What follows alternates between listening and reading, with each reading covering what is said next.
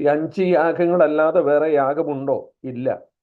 നമ്മൾ ശ്രദ്ധിച്ചു നോക്കിയാൽ 8-ാം അധ്യായത്തിലൊക്കെ വരുമ്പോൾ പുരോഹിതന്മാരായി സമർപ്പിക്കുന്ന സമയത്ത് അതിൻ്റെ 8-ാം അധ്യായത്തിൻ്റെ 22-ാം വാക്യത്തില് കരപൂരണത്തിനുള്ള ആട്ടുകൊറ്റൻ എന്നും, അതുപോലെ 28-ാം വാക്യത്തിൽ കരപൂരണ യാഗം എന്നും ഒക്കെ വായിക്കുന്നു. കരപൂരണ യാഗം എന്നുള്ളത് ഇംഗ്ലീഷിൽ വായിച്ചാൽ അത് കോൺസിക്രേഷൻ, ഇവിടെ പറഞ്ഞ കരപൂരണത്തിനുള്ള ആട്ടുകൊറ്റൻ, ram of consecration, sacrifice of consecration, സമർപ്പണത്തിനുള്ള യാഗമെന്നേ ആശയം വരുന്നുള്ളൂ. ഈ പറഞ്ഞ 5 യാഗങ്ങളിൽ ചിലതെടുത്ത് അതോടുള്ള ബന്ധത്തിൽ ദൈവം പറഞ്ഞതനുസരിച്ച് അവരെ യാഗമായി അർപ്പിക്കുമ്പോൾ അവരുടെ കരം ആ യാഗവസ്തുക്കളുടെ ഭാഗങ്ങൾ കൊണ്ടൊക്കെ നിറയ്ക്കുന്നത് കാണുന്നുണ്ട്. മലയാളത്തിൽ അതുകൊണ്ട് അതിന് കരപൂരണം എന്നുള്ള വാക്ക് വന്നിട്ടുണ്ട്. അവരെ ആ കരങ്ങള് അവരുടെ ശരീരമൊക്കെ ദൈവത്തിന് വേണ്ടി വേർതിരിച്ച് പൂർണ്ണമായി എടുക്കുമ്പോൾ ആ പുരോഹിതന്മാരെ സമർപ്പിക്കുന്ന ഒരു ശുശ്രൂഷയാണ് 8-ാം അധ്യായത്തിൽ. അവിടെയൊക്കെ ഈ കരപൂർണ യാഗം എന്നൊക്കെ പറയുന്നതെല്ലാം അടിസ്ഥാനപരമായിട്ട് ഈ 5 യാഗങ്ങളിൽ നിന്നാണ് പറയുന്നത്. നമ്മളത് പ്രത്യേകം മനസ്സിലാക്കണം. ഈ 5 യാഗങ്ങൾ പഠിച്ചാൽ ഏത് ഭാഗത്ത് പറഞ്ഞിരിക്കുന്ന യാഗങ്ങളും നമുക്ക് മനസ്സിലാക്കാൻ സാധിക്കും. മാത്രമല്ല, ഇനി നമ്മൾ ഈ 5-ാമത്തെ യാഗം ഇന്ന് പഠിക്കാൻ പോവുകയാണ്, തുടങ്ങുകയാണ്, ഇന്ന് തീരത്തില്ല. എന്നാൽ ഈ 5 യാഗങ്ങൾ പഠിച്ചു കഴിഞ്ഞാൽ പിന്നെ നമ്മൾ ബൈബിള് വായിക്കുമ്പോൾ ദൈവം ചില ഭാഗങ്ങളിൽ ഹോമയാഗവും പാപയാഗവും അർപ്പിക്കണം, ഇങ്ങനെ ചിലത് കമ്പൈൻ ചെയ്ത് പറയുന്നത് കാണുന്നുണ്ട്. അതെന്തിനാ അങ്ങനെ പറഞ്ഞെന്നുള്ളത് ആ ഭാഗത്ത് വരുമ്പോൾ അതിൻ്റെ ആശയം വളരെ വ്യക്തമായി കുറച്ചുകൂടി ആത്മീകമായ വെളിച്ചം നമുക്ക് അവിടെ ലഭിക്കാനായിട്ട് ഇടയായി മാറും. ഏതായാലും നമ്മൾ പഠിച്ചുകൊണ്ടിരിക്കുന്ന ഭാഗത്തിലേക്ക് നമ്മൾ പോവുകയാണ്.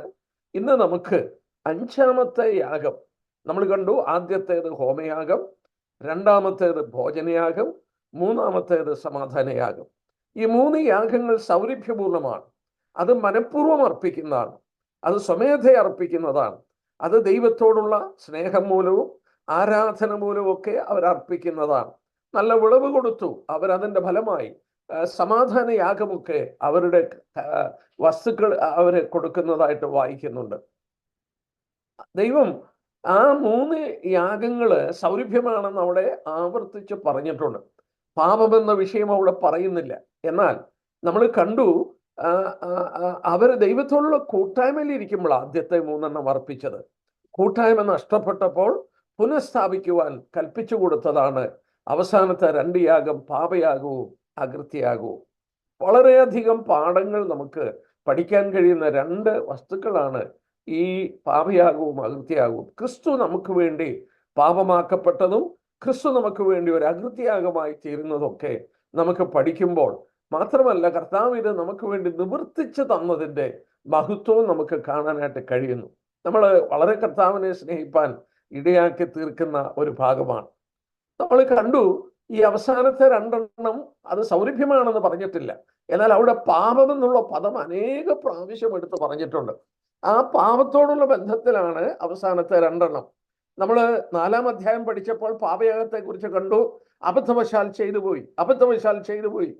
അതായത് അവരുടെ നമ്മുടെയൊക്കെ ശാരീരിക ബലഹീനത നിമിത്തം ചെയ്യരുതെന്നൊക്കെ വിചാരിച്ച, പക്ഷെ അബദ്ധവശാൽ അങ്ങ് ചെയ്തു പോവുകയാണ്. അത് നമ്മളിലുള്ള സിൻഫുൾ നേച്ചറിനെ കാണിക്കുകയാണ്. നമ്മളിൽ വസിക്കുന്ന പാപപ്രകൃതിയാണ് ആ 4-ാം അധ്യായത്തിൽ ഊന്നൽ കൊടുത്ത് പറയുന്നത്. പാപം ചെയ്തുപോയി, അബദ്ധവശാൽ ചെയ്തുപോയി, പാപപ്രകൃതി കൊണ്ട് ചെയ്തുപോയി. എന്നാൽ 5-ാം അധ്യായത്തിൽ വരുമ്പോൾ അകൃത്യയാഗത്തെ കുറിച്ചുള്ളൊരു പഠനമാണ്. അത് ഏറ്റവും ദീർഘമായി പറഞ്ഞിരിക്കുന്ന ഭാഗമാണ് ഈ അകൃത്യയാഗത്തെ കുറിച്ചുള്ള ഭാഗങ്ങൾ. ഉദാഹരണമായിട്ട് അകൃത്യയാഗം പറഞ്ഞിരിക്കുന്നത് 5-ാം അധ്യായത്തിന്റെ 1-ാം വാക്യം തുടങ്ങി 6-ാം അധ്യായത്തിന്റെ 7-ാം വാക്യം വരെയാണ്. നോക്കിയേ, 5-ാം അധ്യായത്തിന്റെ 1-ാം വാക്യം തുടങ്ങി 5-ാം അധ്യായം മുഴുവനും 6-ാം അധ്യായത്തിന്റെ ആദ്യത്തെ 7 വാക്യം കൂടെ ചേർക്കണം. നമ്മൾ നോക്കിയേ, അത്രയും ദൈർഘ്യമായിട്ടാണ് ഈ അകൃത്യയാഗത്തെ കുറിച്ച് പറഞ്ഞിരിക്കുന്നത്. അതിന്റെ പ്രമാണം 7-ാം അധ്യായത്തിൽ കാണാം. 7-ാം അധ്യായത്തിന്റെ ആദ്യത്തെ 7 വാക്യം അകൃത്യയാഗത്തിന്റെ പ്രമാണമാവിത്. നമുക്കറിയാം, പ്രമാണം കൊടുത്തത് പുരോഹിതന്മാർക്കാണ്. അത് 7-ാം അധ്യായത്തിന്റെ ആദ്യത്തെ 7 വാക്യത്തിൽ ഈ അകൃത്യയാഗത്തിന്റെ പ്രമാണം കാണുന്നു. ഞാൻ ഒന്നുകൂടെ പറഞ്ഞ ആ ഭാഗം വിടട്ടെ. അകൃത്യയാഗമാണ് ഏറ്റവും ദൈർഘ്യമേറി പറഞ്ഞിരിക്കുന്ന വിഷയം. 5-ാം അധ്യായം മുഴുവനും 6-ാം അധ്യായത്തിന്റെ ആദ്യത്തെ 7 വാക്യവും ഈ അകൃത്യയാഗത്തെക്കുറിച്ച് പറഞ്ഞിട്ടുണ്ട്. അകൃത്യയാഗത്തിന്റെ പ്രമാണമാണ് 7-ാം അധ്യായത്തിന്റെ ആദ്യത്തെ 7 വാക്യങ്ങളിൽ പറഞ്ഞിരിക്കുന്നത്. നമുക്ക് എന്തുകൊണ്ടാണ് ഇത് ഇത്ര വിശദമായി ദൈവം പറഞ്ഞിരിക്കുന്നത്? അതിന്റെ കാരണം നമ്മൾ ശ്രദ്ധിക്കാൻ പോവുകയാണ്. ദൈവം ഓരോ പാപങ്ങളും സ്പെസിഫൈ ചെയ്യുന്നുണ്ട് ഇവിടെ. അത് ശ്രദ്ധേയമായ ഒരു കാര്യമാണ്. അത് വളരെ ഗൗരവത്തോടുകൂടി കാണേണ്ട ആത്മിക പാഠങ്ങൾ നമുക്ക് തരുന്ന ഒരു പ്രത്യേക ഭാഗമാണ്. അതുകൊണ്ട് 2 ആഴ്ചയോ 3 ആഴ്ചയോ എടുത്ത് ഈ ഭാഗം നമുക്ക് പഠിച്ചു തീർക്കാനായിട്ട് ശ്രമിക്കാം. കാരണം അത്ര വിപുലമായി കിടക്കുന്നു. നമ്മൾ ഓർക്കണം, 4-ാം അധ്യായത്തിൽ പാപയാഗം, 5-ാം അധ്യായത്തിൽ അകൃത്യയാഗം നമ്മെക്കുറിച്ച് വായിക്കുന്നുണ്ട്. നമ്മൾ അതിക്രമങ്ങളിലും പാപങ്ങളിലും മരിച്ചവരായിരുന്നു. അതിക്രമങ്ങളിലും പാപങ്ങളിലും. പാപയാഗമെന്ന് പറയുമ്പോൾ ഊന്നൽ കൊടുക്കുന്നത് പാപപ്രകൃതിക്കാണ്. എന്നാൽ അകൃത്യയാഗം, ട്രസ്പാസ് ഓഫറിങ്, അറിഞ്ഞിട്ടും ചെയ്തു പോവുകയാണ്, മനഃപൂർവ്വമായി ചെയ്തു പോവുകയാണ്. മറ്റു വിധത്തിൽ പറഞ്ഞാൽ ദൈവ പ്രമാണം തന്നിട്ടും അത് ലംഘിക്കുന്നതാണ് അതിക്രമം. നമുക്കറിയാം, നമ്മൾ ചില ബോർഡൊക്കെ വായിച്ചിട്ടുണ്ട്, അതിക്രമിച്ച് കടക്കുന്നവരെ അറസ്റ്റ് ചെയ്യും, ട്രസ്പാസേഴ്സ് വിൽ ബി പ്രോസിക്യൂട്ടഡ്. അതിന് കടന്നാൽ അവിടെ അത് ലംഘനമാണ്, അത് കുറ്റമാണ് എന്ന് അറിഞ്ഞിട്ടും ചെയ്യുന്നതാണ് വാസ്തവത്തിൽ ഒരു വിധത്തിൽ അകൃത്യയാഗം. അകൃത്യം. യെശയ്യാവ് 59:2 നമ്മളത് വായിക്കുന്നുണ്ട്. നമ്മൾ വായിച്ചത് കൊണ്ട് ആ ഭാഗത്തിലേക്ക് ഞാൻ പോകുന്നില്ല. നിശ്ചയിക്കപ്പെട്ട അത് ലംഘിക്കുന്നതാണ് ട്രസ്പാസ് അല്ലെങ്കിൽ അകൃത്യം. ഇവിടെ നമ്മൾ 5-ാം അധ്യായത്തിൽ കടന്നു വരുമ്പോൾ 5-ഉം 6-ഉം അധ്യായത്തിൽ ഈ പറഞ്ഞിരിക്കുന്ന അകൃത്യത്തെ കുറിച്ച് പറയുമ്പോൾ 5 പ്രത്യേക പാപം എടുത്ത് പറയുന്നുണ്ട്. 5 പ്രത്യേക പാപം. അത് നമുക്ക് ഒരു വലിയ ആത്മിക പാഠം പുതിയ നിയമത്തോടുള്ള ബന്ധത്തിലും തരുന്ന വേദഭാഗമാണ്. നമ്മൾ വീണ്ടും ഒരു കാര്യം കൂടി ഞാൻ ഓർപ്പിച്ചോട്ടെ. നമ്മൾ ഇതിന്റെ ഓർഡർ പഠിച്ചപ്പോൾ ശ്രദ്ധിച്ചു, ഹോമയാഗം തൊട്ട് താഴോട്ട് വരികയാണ്. അവസാനത്തേതാണ് അകൃത്യയാഗം. ദൈവം തന്റെ പുത്രനെ കുറിച്ച് പറയുമ്പോൾ, അവന്റെ സമർപ്പണം തുടങ്ങി താഴോട്ട് പറയുമ്പോൾ, മനുഷ്യരായി നമ്മൾ ദൈവസന്നിധിയിൽ വരുന്നതും നിരപ്പ് പ്രാപിക്കുന്നതും ആദ്യം നമ്മൾ പാപം ചെയ്തു, അതിക്രമം ചെയ്തു എന്നുള്ള ബോധമാണ്. ഞാൻ തെറ്റ് ചെയ്തു, എന്ത് ചെയ്യണം? ഏറ്റവും കൂടുതൽ ആളുകൾ അതിന്റെ തിയോളജിക്കൽ വശമൊന്നും അറിഞ്ഞിട്ടല്ല. പക്ഷെങ്കിൽ ഏറ്റവും അധികം ആളുകൾ രക്ഷിക്കപ്പെടുന്നത്, ഞാൻ പാപം ചെയ്ത ഒരു പാപിയാണ്, എൻ്റെ അകൃത്യ പ്രവൃത്തികൾ, ദൈവമേ ഇത് എങ്ങനെ എനിക്ക് ക്ഷമാപണം കിട്ടും? ആ അകൃത്യം മനസ്സിലാക്കിയിട്ടാണ്, അല്ലെങ്കിൽ ഞാനൊരു പാപിയാണെന്ന്, ഞാൻ പാപം ചെയ്തിട്ടുള്ളത് കൊണ്ടൊരു പാപിയാണെന്നുള്ള ചിന്തയിലാണ് നമ്മൾ ചിന്തിച്ചു നോക്കിയാൽ ഓർഡറിന്റെ അവസാനത്ത് നിന്ന് മുകളിലോട്ടാണ് ഒരു പാപി വരുന്നത്. അതിൻ്റെ ശേഷമാണ് അവൻ പിന്നെ മനസ്സിലാക്കും, എനിക്കൊരു പാപപ്രകൃതിയുണ്ട്. പൗലോസിന്റെ ജീവിതം നമുക്കറിയാം. എന്നിലെന്ന് വെച്ചാൽ എൻ്റെ ജഡത്തിൽ നന്മ വസിക്കുന്നില്ല. അത് പൗലോസ് മനസ്സിലാക്കുന്നത് രക്ഷിക്കപ്പെട്ട ശേഷമാണ്. അതിനുശേഷം അങ്ങോട്ട് മുകളിലോട്ട് പോവുകയാണ്. അപ്പോൾ അതിൻ്റെ ഓർഡറിലൊരു പഠനമുണ്ട്. അത് ഞാൻ അവിടെ നിർത്തുകയാണ്. എന്നാൽ ഈ 5-ാം അധ്യായവും 6-ാം അധ്യായവും ഇത് പറഞ്ഞിരിക്കുന്നിടത്ത് നിങ്ങൾ പേന കൊണ്ട് അല്ലെങ്കിൽ പെൻസിൽ കൊണ്ട് നിങ്ങൾ അവിടെ ഒന്ന് അണ്ടർലൈൻ ചെയ്താൽ ഇത് മനസ്സിലാക്കാൻ എളുപ്പമാണ്. എൻ്റെ ബൈബിളൊക്കെ നോക്കിയാൽ ഏതാണ്ട് ഒരു ഡിക്ഷണറി പോലെ. എന്നാന്ന് ചോദിച്ചാൽ, ഞാൻ ആ ബൈബിളിൻ്റെ സൈഡിൽ 1, 2, 3 എന്നൊക്കെ എഴുതിയിട്ടുള്ളത് കൊണ്ട് എനിക്ക് മനസ്സിലാക്കാൻ എളുപ്പമാണ്. ആദ്യം പറഞ്ഞ പാപം ഏതാണ്? ആദ്യം പറഞ്ഞ പാപം നോക്കിയാട്ടെ, 5-ാം അധ്യായത്തിന്റെ 1-ാം വാക്യമാണ്. വേണമെങ്കിൽ നിങ്ങൾക്ക് അവിടെ 1 എന്നിടാം. എന്താണത്? ഒരു അവിശ്വസ്ത സാക്ഷി.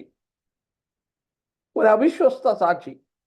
സത്യവാചകം കേട്ടിട്ട് താൻ സാക്ഷിയായി കാണുകയോ കേൾക്കുകയോ ചെയ്തത് അവൻ പറയാതിരിക്കുമ്പോൾ അവൻ കുറ്റം വഹിക്കുകയാണ്.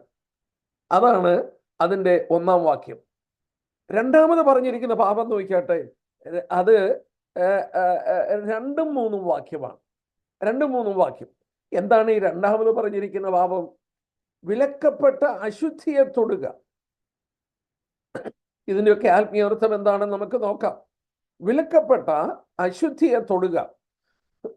3, അതിൻ്റെ 4-ാം വാക്യം നോക്കട്ടെ. 4-ാം വാക്യത്തിൽ പറയുന്നത് എന്താ?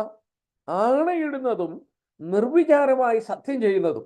മൂന്നാമതും അകൃത്യമായി പറഞ്ഞിരിക്കുന്നതാണ് ആണയിടുക, നിർവിചാരമായി, യാതൊരു വിചാരവുമില്ലാതെ ദൈവസന്നിധിയിൽ സത്യം ചെയ്യുന്നത്. അതൊരു പാപമായിട്ട് പറഞ്ഞിരിക്കുക. നമ്മൾ അതിൻ്റെ ഗൗരവം പിന്നീട് ചിന്തിക്കാം. പിന്നീട് നാലാമത് പറഞ്ഞിരിക്കുന്നത് 5-ാം അധ്യായത്തിന്റെ 15-ാമത്തെ വാക്യം, യഹോവയുടെ വിശുദ്ധ വസ്തുക്കളെ സംബന്ധിച്ച് പാപം ചെയ്യുക. 5-ാം അധ്യായത്തിന്റെ 15-ാമത്തെ വാക്യം. പിന്നീട് 5-ാമത് പറഞ്ഞിരിക്കുന്നത് 6-ാം അധ്യായത്തിന്റെ ആദ്യത്തെ 3 വാക്യം, ഭോഷ്ക് പറയുന്നതും മോഷ്ടിക്കുന്നതും കൂട്ടുകാരനോടുള്ള ബന്ധത്തിലാണ്. 5-ാം അധ്യായത്തിന്റെ 15-ാം വാക്യം യഹോവയുടെ വിശുദ്ധ വസ്തുക്കളെ സംബന്ധിച്ചാണെങ്കിൽ 6-ാം അധ്യായത്തിന്റെ ആദ്യത്തെ 3 വാക്യം കൂട്ടുകാരനോടുള്ള ബന്ധത്തിൽ പാപം ചെയ്യുന്നതാണ്. അപ്പൊ നമ്മൾ ഈ ഭാഗത്ത് പഠിക്കാൻ പോവുകയാണ് 5 വ്യത്യസ്ത പാപം ദൈവം എടുത്തു പറഞ്ഞു. 5 വ്യത്യസ്ത പാപം. നമുക്കത് കുറച്ചുകൂടെ പിന്നീട് നോട്ട് ചെയ്യാം. എന്നാൽ ഇത് വളരെയധികം പഠനത്തിന് വിധേയപ്പെട്ട ഒരു ഭാഗമാണ്. നമുക്ക് പഠിക്കാനായിട്ട് ശ്രമിക്കാം. ഒന്നുകൂടെ ഞാൻ പറഞ്ഞുവിടാം. നോക്കുക, 5-ാം അധ്യായത്തിന്റെ 1-ാം വാക്യത്തിൽ അവിശ്വസ്ത സാക്ഷി. 2, 5-ാം അധ്യായത്തിന്റെ 2-3 വാക്യം വിലക്കപ്പെട്ട അശുദ്ധിയെ തൊടുക, സംസർഗം മൂലം വരുന്ന പാപം. 3, 5-ാം അധ്യായത്തിന്റെ 4-ാം വാക്യം ആണയിടുന്നതും നിർവിചാരമായി സത്യം ചെയ്യുന്നതും. 4-ാമത് നമ്മൾ 5-ാം അധ്യായത്തിന്റെ 15-ാം വാക്യം വരുമ്പോൾ വിശുദ്ധ വസ്തുക്കളോടുള്ള ബന്ധത്തിൽ യഹോവയോട് പാപം ചെയ്യുക. 5-ാമത് 6-ാം അധ്യായത്തിന്റെ ആദ്യത്തെ 3 വാക്യം കൂട്ടുകാരനോട് ഭോഷ്ക് പറയുക, മോഷ്ടിച്ചെടുക്കുക. ഈ വസ്തുതകളെ കുറിച്ച് പറയും. അപ്പൊ നമ്മൾ നോക്കാം, ഇതെന്താണെന്ന് നോക്കാം. 2 ഇന്ന് തീർക്കാനായിട്ട് നമുക്ക് ശ്രമിക്കാം. നമുക്ക് നോക്കാം, 5-ാം അധ്യായത്തിന്റെ ആദ്യത്തെ വാക്യം വായിക്കാം.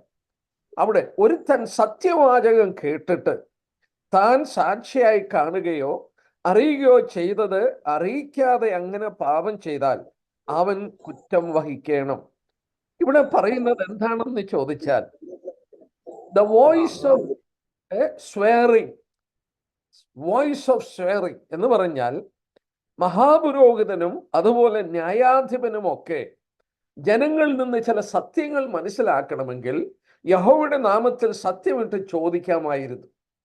ഉദാഹരണമായിട്ട് ന്യായാധിപൻ കോടതിയിൽ നിൽക്കുമ്പോൾ, ആമീൻ ആമീൻ, സത്യമായി നിന്നോട് യഹോവയുടെ നാമത്തിൽ ഞാൻ ചോദിക്കുന്നു, നീ അത് കണ്ടിട്ടുണ്ടോ? അവൻ ആ കുറ്റം കണ്ടിട്ടുണ്ടെങ്കിലും അവനത് പറയാതെ മറച്ചു വെക്കുകയാണെങ്കിൽ അവൻ ദൈവസന്നിധിയിൽ കുറ്റക്കാരനായി തീരുകയാണ്. അതിനാണ് ഇവിടെ പറയുന്ന സത്യവാചകം കേട്ടിട്ട് അവൻ സാക്ഷിയായി കാണുകയോ കേൾക്കുകയോ ചെയ്തത് അറിയിക്കാതിരിക്കുക. അപ്പോൾ ഇവിടെ നോക്കിയേ, സത്യവാചകം കേൾക്കുക. നമ്മൾ പഴയ നിയമത്തിൽ ഇത് കാണുന്നുണ്ട്. സത്യവാചകം കേട്ടിട്ട് പറയാതിരിക്കുന്നത് നമ്മൾ പഴയ നിയമത്തിൽ കാണുന്നുണ്ട്. 1-2 ഭാഗവും നോക്കാം. എന്നിട്ട് നമുക്ക് അതിൻ്റെ ഒരു പഠനത്തിലേക്ക് വരാം. 1 രാജാക്കന്മാർ 8-ാം അധ്യായം നോക്കിയാട്ടെ. 1 രാജാക്കന്മാർ 8-ാം അധ്യായം. ഞാനൊന്ന് റെഫറൻസിന് വേണ്ടി എടുത്ത് കാണിക്കുന്നതേ ഉള്ളൂ. 1 രാജാക്കന്മാർ 8-ാം അധ്യായം. അവിടെ അതിൻ്റെ 31-32 വാക്യം ഇങ്ങനെ വായിക്കുന്നു. ഒരുത്തൻ തൻ്റെ കൂട്ടുകാരനോട് കുറ്റം ചെയ്യുകയും അവനെ കൊണ്ട് സത്യം ചെയ്യിക്കേണ്ടതിന് കാര്യം സത്യത്തിന് വെക്കുകയും അവന് ആലയത്തിൽ തൻ്റെ യാഗപീഠത്തിന് മുമ്പാകെ വന്ന് സത്യം കേൾക്കുകയും ചെയ്താൽ നീ സ്വർഗത്തിൽ കേട്ട് പ്രവർത്തിച്ച് ദുഷ്ടന്റെ നടപ്പ് അവന്റെ തലയിൽ വരുത്തി അവനെ ശിക്ഷിപ്പാനും നീതിമാന്റെ നീതിക്ക് തക്കവണ്ണം അവന് നൽകി അവനെ നീതീകരിപ്പാനും അടിയങ്ങൾക്ക് ന്യായം പാലിച്ചു തരണമേ. ദൈവത്തോട് പ്രാർത്ഥിക്കുകയാണ്. ഇവിടെ ആ സത്യവാചകം കേൾക്കുന്നു. മറ്റൊരു ഭാഗം ന്യായാധിപന്മാരുടെ പുസ്തകം 17-ാം അധ്യായം. ന്യായാധിപന്മാരുടെ പുസ്തകം 17-ാം അധ്യായം അതിൻ്റെ 2-ാം വാക്യം നോക്കാട്ടെ. ന്യായാധിപന്മാർ 17-ന്റെ 2.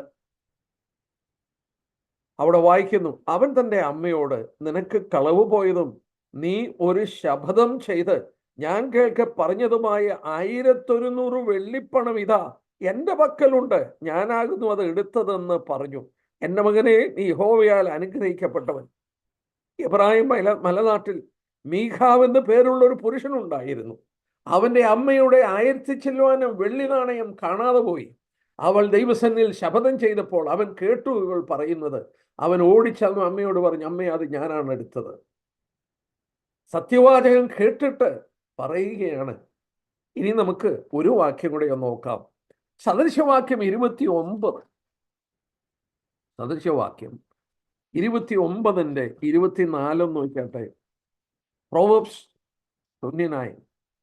സദൃശവാക്യം 29ന്റെ 24 അവിടെ എടുത്ത് പറയുന്നുണ്ട് ഈ കാര്യം. 29ന്റെ 24ാമത്തെ വാക്യത്തിൽ, കള്ളനുമായി പങ്കുകൂടുന്നവൻ സ്വന്തം പ്രാണനെ പകിക്കുന്നു, അവൻ സത്യവാചകം കേൾക്കുന്നു, ഒന്നും പ്രസ്താവിക്കുന്നില്ല താനും. ആ വാക്ക് നോക്കിയേ. അവൻ കള്ളനുമായി പങ്കുചേരുകയാണ്. എന്ത്? സത്യവാചകം കേട്ടിട്ട് അവൻ ഒന്നും പ്രസ്താവിക്കാതിരുന്നാൽ, അവൻ അറിയാവുന്ന സത്യം പറയാതിരുന്നാൽ കള്ളനോട് അവൻ കൂട്ടുകൂടുകയാണ്. അവിടെ വായിക്കുന്നുണ്ട്, സ്വന്തം പ്രാണനോട് അവൻ സ്വന്തം പ്രാണനെ പകിക്കുകയാണ്. മറ്റൊരു വിധത്തിൽ പറഞ്ഞാൽ അവനതൊരു കുറ്റക്കാരനായി തീരുകയാണ്.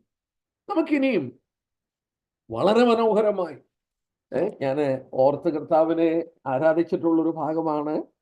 നമ്മുടെ കർത്താവ് ക്രൂശിക്കപ്പെടുമ്പോൾ മൗനമായി നിൽക്കുന്നു. ഒരു സന്ദർഭത്തിൽ അവൻ വായു തുറന്ന് സംസാരിക്കുന്നു. മത്തായിയുടെ സുവിശേഷം എടുത്താട്ടെ, 26-ാം അധ്യായം. മത്തായിയുടെ സുവിശേഷം 26-ാം അധ്യായം യേശുക്രിസ്തുവിന്റെ ക്രൂശീകരണത്തോടുള്ള ബന്ധത്തിലാണ്. യേശുക്രിസ്തുവിന്റെ ക്രൂശീകരണത്തിൽ എന്തിനാണ് അവൻ മിണ്ടിയത്? മത്തായിയുടെ സുവിശേഷം 26-ാം അധ്യായത്തിന്റെ 62-ഉം 63-ഉം വാക്യം നോക്കിയാട്ടെ. മഹാപുരോഹിതൻ എഴുന്നേറ്റ് അവനോട്, നീ ഒരു ഉത്തരവും പറയുന്നില്ലയോ? അവർ നിന്റെ നേരെ സാക്ഷ്യം പറയുന്നത് എന്തെന്ന് ചോദിച്ചു. യേശുവോ മിണ്ടാതിരുന്നു. യേശുക്രിസ്തു മിണ്ടാതിരിക്കുകയാണ്. അവന്റെ ക്രൂശീകരണ വേളയിൽ അവനെ കുറ്റം ചുമത്തുമ്പോൾ, അവനെതിരെ കള്ളസാക്ഷ്യം പറയുമ്പോൾ ഒക്കെ അവൻ മിണ്ടാതിരിക്കുകയാണ്, ഒന്നും പറയുന്നില്ല. മഹാപുരോഹിതനും വന്ന് ചോദിക്കുന്നു, നീ മിണ്ടാതിരിക്കുകയാണോ? എന്നാൽ 63-ാം വാക്യം നോക്കിയേ. യേശുവോ മിണ്ടാതിരുന്നു. മഹാപുരോഹിതൻ പിന്നെയും അവനോട്, നീ ദൈവപുത്രനായ ക്രിസ്തു തന്നെയോ പറയുകയെന്ന് ഞാൻ ജീവനുള്ള ദൈവത്തെ കൊണ്ട് നിന്നോട് ആണയിട്ട് ചോദിക്കുന്നു എന്ന് പറഞ്ഞു. യേശു അവനോട്, ഞാനാകുന്നു. ഇനി മനുഷ്യപുത്രൻ സർവശക്തന്റെ വലത്തുഭാഗത്തിരിക്കുന്നതും ആകാശമേഘങ്ങളെ വാഹനമാക്കി വരുന്നതും നിങ്ങൾ കാണുമെന്ന് ഞാൻ പറയുന്നു എന്ന് പറഞ്ഞു. എന്നെ സഹോദരന്മാരെ, ആ വാക്ക് നോക്കിയാട്ടെ. യേശുക്രിസ്തു മൗനമായിരിക്കുകയാണ് ക്രൂശീകരണ വേളയിൽ. എന്തെല്ലാം പറഞ്ഞിട്ടും അവന് മിണ്ടുന്നില്ല. എന്നാൽ മഹാപുരോഹിതൻ വന്ന് ഈ സത്യവാചകം ഉപയോഗിക്കുകയാണ്. മഹാപുരോഹിതൻ വന്ന് എന്താ ചെയ്ത്? ജീവനുള്ള ദൈവത്തെ കൊണ്ട് നിന്നോട് ആണയിട്ട് ചോദിക്കുന്നു. ക്രിസ്തു അതിന് മറുപടി പറയുകയാണ്, ഞാനാകുന്നത്. മാത്രമല്ല, അവൻ വിശദീകരിച്ചു. എന്താ അവൻ പറഞ്ഞത്? മനുഷ്യപുത്രൻ സർവശക്തന്റെ വലത്തുഭാഗത്തിരിക്കുന്നതും ആകാശമേഖലയെ വാഹനമാക്കി വരുന്നതും നിങ്ങൾ കാണുമെന്ന് ഞാൻ പറയുന്നു എന്ന് പറഞ്ഞു. ഞാനൊരു സത്യം പറയട്ടെ, ന്യായപ്രമാണത്തിന്റെ വള്ളിയും പുള്ളിയും കർത്താവ് നിർവഹിച്ചു. ഇവിടെ കർത്താവ് മിണ്ടാതിരുന്നെങ്കിൽ, ഈ മഹാപുരോഹിതൻ സത്യവാചകം പറഞ്ഞ് ഈ ആണയിട്ട് ചോദിച്ചപ്പോൾ കർത്താവ് മൗനമായി ഇരിക്കുകയായിരുന്നുവെങ്കിൽ അവൻ ന്യായപ്രമാണം ലംഘിച്ചേനെ. കർത്താവ് ന്യായപ്രമാണം ലംഘിച്ചേനെ. എന്നാൽ കർത്താവ് മൈന്യൂട്ട് ന്യായപ്രമാണം വരെ അവൻ അവിടെ നിർവഹിച്ചതായിട്ട് നമുക്ക് കാണാനായിട്ട് സാധിക്കുന്നുണ്ട്. മറ്റൊരു വിധത്തിൽ പറഞ്ഞാൽ, കർത്താവിന് അറിയാം അവൻ ദൈവപുത്രനാണെന്നും അവൻ ഇനി പിതാവിന്റെ വലത്തുഭാഗത്തിരിക്കുകയും ആകാശമേഘങ്ങളെ വാഹനമാക്കി വരികയൊക്കെ ചെയ്യുന്ന കർത്താവിന് അറിയാം. ആ മിണ്ടാതിരുന്ന കർത്താവ് മഹാപുരോഹിതൻ ആണയിട്ട് ചോദിച്ചപ്പോഴാണ് അത് പറഞ്ഞത്. അത് ഈ ലേവ്യ പുസ്തകം 5-ാം അധ്യായത്തിന്റെ 1-ാം വാക്യം കർത്താവ് നിർവഹിക്കുകയാണ്. നമുക്കിനിയും ഇതോടുള്ള ബന്ധത്തിൽ ഏറ്റവും മനോഹരമായ ഒരു ഭാഗം ഉണ്ട്. ഭാഗം നമ്മൾ ഓർക്കണം. ഇതെന്താണെന്ന് ചോദിച്ചാൽ, അറിയാവുന്ന കാര്യം മറച്ചു വെക്കുക. അത് തെറ്റാണ്. നമുക്ക് രാജാക്കന്മാരുടെ പുസ്തകം എടുക്കാം, സെക്കൻഡ് കിങ്സ്. എനിക്ക് തോന്നുന്നു ബൈബിളിലെ ഏറ്റവും മനോഹരമായ ഒരു ദൃഷ്ടാന്തമാണ് 2 രാജാക്കന്മാർ 6-ാം അധ്യായം.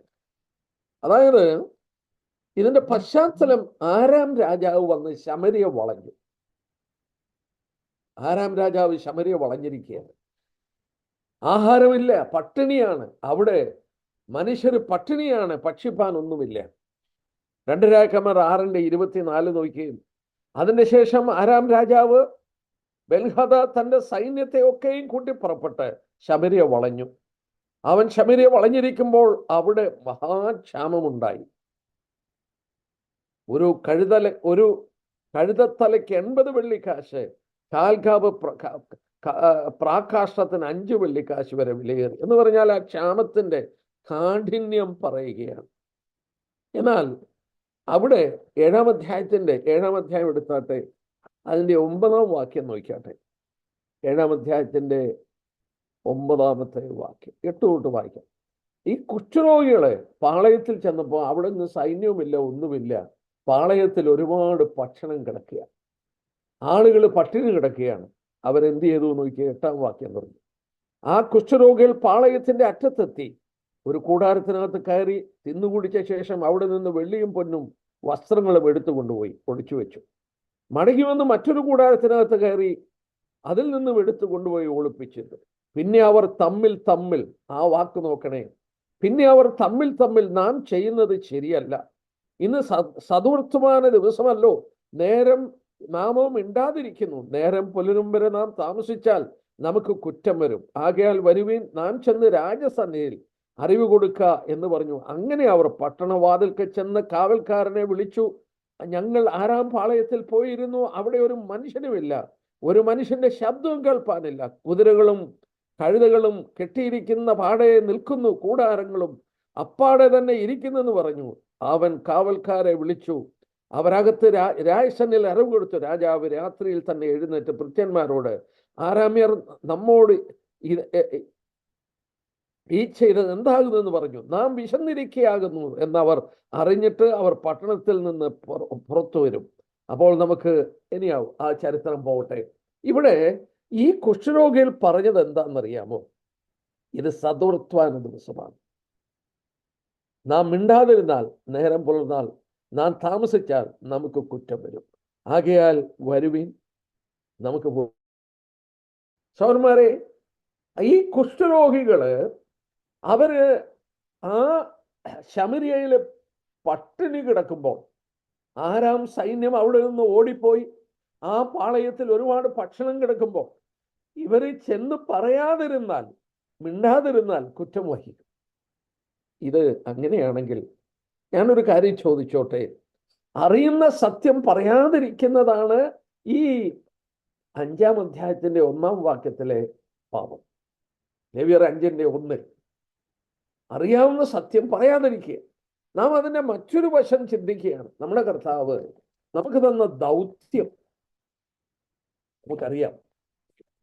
ഏത് വിശ്വാസിക്കും പരിചയമുള്ളൊരു വാക്യമാണ് അപ്പോസ്തലപ്രവൃത്തി 1-ാം അധ്യായത്തിന്റെ 8-ാമത്തെ വാക്യം. എന്താ അവിടെ പറയുന്നത്? 1-ാം അധ്യായത്തിന്റെ 8-ാം വാക്യം, എന്നാൽ പരിശുദ്ധാത്മാവ് നിങ്ങളുടെ മേൽ വരുമ്പോൾ നിങ്ങൾ ശക്തി ലഭിച്ചിട്ട് യെരുശലേമിലും യഹൂദയിലും എല്ലായിടത്തും ശമര്യയിലും ഭൂമിയുടെ അറ്റത്തോളം എൻ്റെ സാക്ഷികളാകും എന്ന് പറഞ്ഞു. നമ്മൾ നോക്കിയാൽ ആ സർക്കിൾ കൂടുകയാണ്. അവരിപ്പോൾ എവിടെയാ? യെരുശലേമിലാണ്. ആദ്യം യെരുശലേമില്, അതിൻ്റെ ചുറ്റും കിടക്കുന്ന യഹൂദയിലെ, നമ്മൾ കണ്ടില്ലേ അവിടെ യഹൂദയിലെ, പിന്നെ യെരുശലേം യഹൂദയിലെ, അതിൻ്റെ അടുത്ത് കിടക്കുന്ന ശമര്യയില്, പിന്നെ ഭൂമിയുടെ അറ്റത്തോളം. ആദ്യം യഹൂദയിൽ, ആദ്യം യെരുശലേമിൽ, പിന്നെ യഹൂദയിൽ, പിന്നെ ശമര്യയിൽ, ഭൂമിയുടെ അറ്റത്തോളം. നിങ്ങൾ ശക്തി ലഭിച്ചിട്ട് നിങ്ങൾ എൻ്റെ സാക്ഷികളാകും. അത് വിശ്വസ്ത സാക്ഷി. നമുക്ക് അപ്പോസ്തലന്മാർ പറഞ്ഞത് 4-ാം അധ്യായം നോക്കിയാട്ടെ. 4-ാം അധ്യായം അപ്പോസ്തലപ്രവൃത്തിയാണ് 4-ാം അധ്യായത്തിന്റെ 20-ാമത്തെ വാക്യം. ഞങ്ങൾ കണ്ടും കേട്ടുമിരിക്കുന്നത് പ്രസ്താവിക്കാതിരിക്കാൻ കഴിയുന്നതില്ല എന്ന് ഉത്തരം പറഞ്ഞു. ഞങ്ങൾ കണ്ടും കേട്ടുമിരിക്കുന്നത് പ്രസ്താവിക്കാതിരിക്കാൻ നിവൃത്തിയില്ല. അവരുടെ കണ്ണ് കണ്ടു, അവരുടെ കൈ തൊട്ടു, അവരുടെ ചെവി കേട്ടു, ജീവന്റെ വചനം അവർ കണ്ടു കേട്ടു. അവരത് സാക്ഷിക്കാതിരുന്നാൽ തെറ്റാണ്. ഈ കുഷ്ഠരോഗികൾ സദ്വർത്തമാന ദിവസമാണ്. അനേകർ പട്ടിണി കിടന്ന് മരിക്കുമ്പോൾ, അല്ലെങ്കിൽ ഭക്ഷണമില്ലാതെ വലയുമ്പോൾ, ഇവിടെ ഇതാ ആരാം സൈന്യം ഇവിടെ നിന്ന് പോയി, ഇവിടെ ഭക്ഷണമുണ്ട്, ഇത് പറയാതിരുന്നാൽ തെറ്റാണ്. അവിശ്വസ്ത സാക്ഷി ആരാണ്? നമ്മള് അറിഞ്ഞത് പറയാതിരിക്കുന്നത് തെറ്റാണ്. എന്തിനു നമ്മൾ സുവിശേഷം അറിയിക്കുന്നു? നമ്മൾ എന്തിനു സുവിശേഷം അറിയിക്കും?